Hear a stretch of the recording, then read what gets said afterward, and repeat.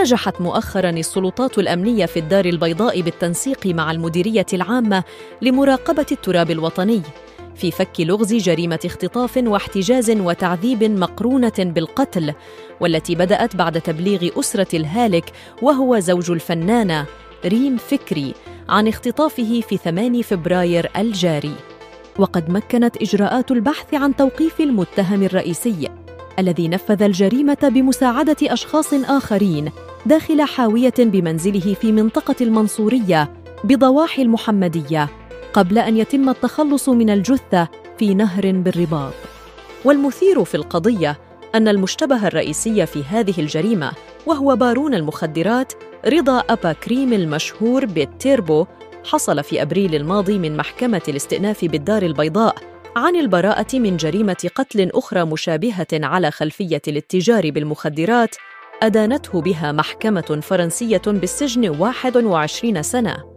وكان المعني بالأمر معتقلاً في المغرب منذ توقيفه في مطار محمد الخامس بالدار البيضاء أواخر 2020 للتحقيق معه في استعمال وثائق سفر مزورة، قبل أن يتبين أنه موضوع مذكرة توقيف دولية بسبب قضية قتل على صلة بتهريب المخدرات.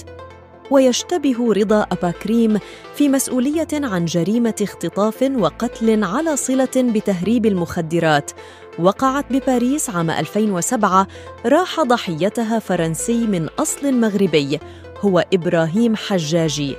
حيث فر المتهم إلى المغرب بمجرد تقديم شكاية عن اختفاء الضحية.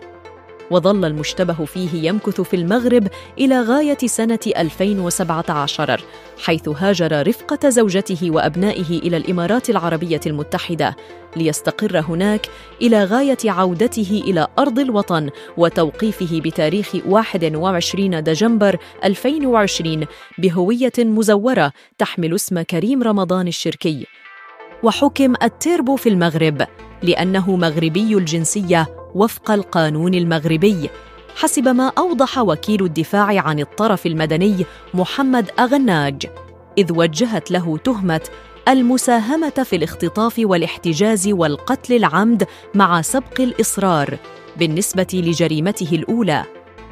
ويشكل رضا أبا كريم هدفاً ذا أولوية لمكتب مكافحة تهريب المخدرات الفرنسي،